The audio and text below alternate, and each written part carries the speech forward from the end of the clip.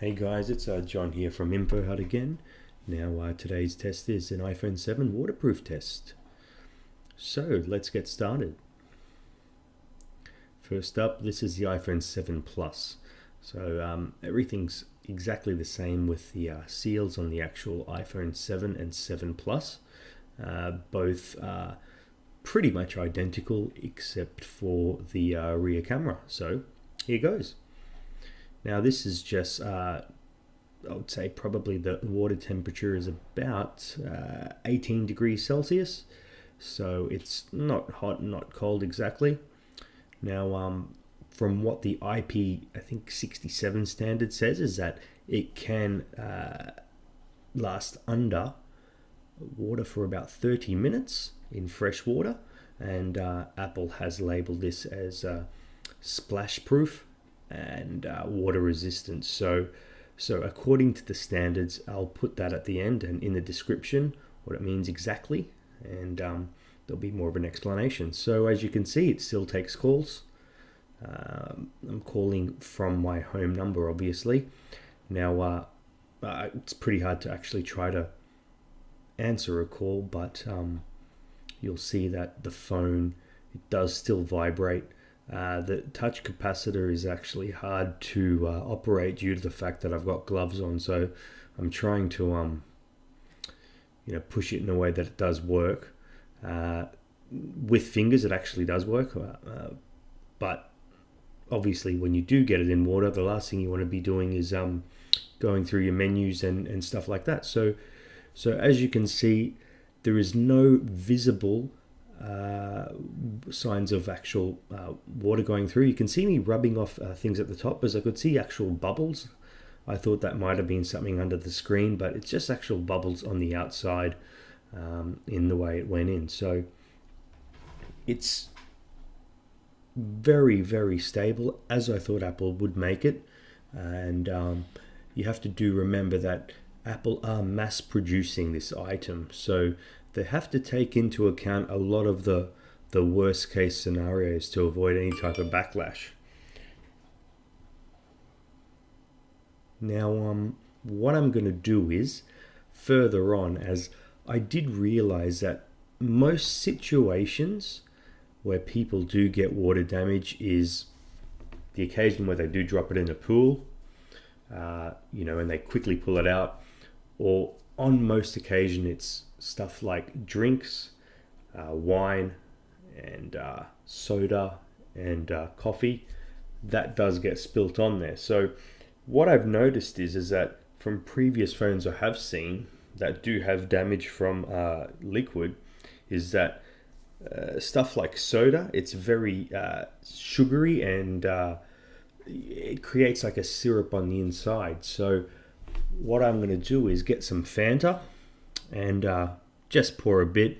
I have diluted it obviously with this water, so it's not going to be as sticky as possibly spilling a glass on there. But saying that, I doubt that most people will be submerging their phones for as long as I have now. So we'll just pour some in.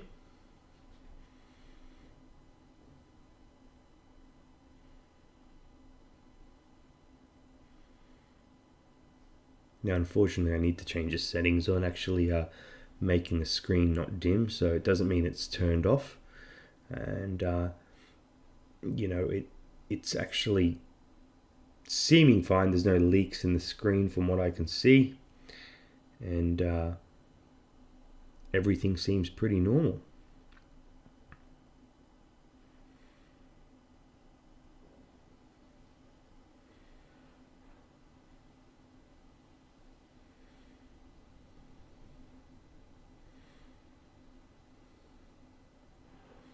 And there we go, I've just quickly fixed it.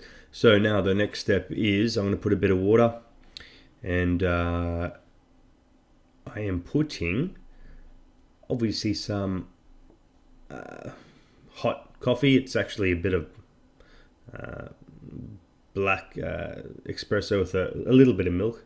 So the thing is, it is actually hot from the kettle, so it is a bit diluted, and you'll see that in the pour.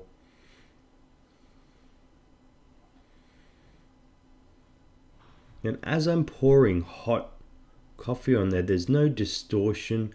Not even the touchscreen is going crazy. I mean, I thought the heat would make a bit of a difference. So as much as I'd like to try it, I don't think it's really necessary to try and boil a phone. I doubt that people will be wanting to, totally submerge their phone in hot water. So I'm pretty confident that it will take at least splashes from coffee. And now for the drying time. So I'm just doing a normal dry as I guess most of us do when we do get liquid on our phone. Please note, Apple do have specific instructions for the device if you do need, if you do actually get it wet. Now, in this video, I actually took the phone away and put it under running water, and it's just a bit mind-blowing when you actually get a brand new phone and put it under running water. But as you can see, everything looks fine. There's no colorings where you can see leaks going in. And as I open it, I did notice, and I'll show you there, you see there's all these seals around it, and the seals are tight. I mean, it's something that you have to slowly go around and then pull off without actually bending the LCD. And it almost feels like it's vacuum sealed closed, but it's more so just the stickiness of these water seals. They do look almost identical to the iPhone 6 and obviously, iPhone 6s, and obviously, with the 7, they've gone into more improvement with the bottom speaker area and the charging part with sealing it. Now this is the amazing part. As you can see, there is no leak whatsoever. That phone was submerged in water for a while. I mean, they do say it is water resistant, more so splash resistant, but once again, Apple have made an excellent product where they have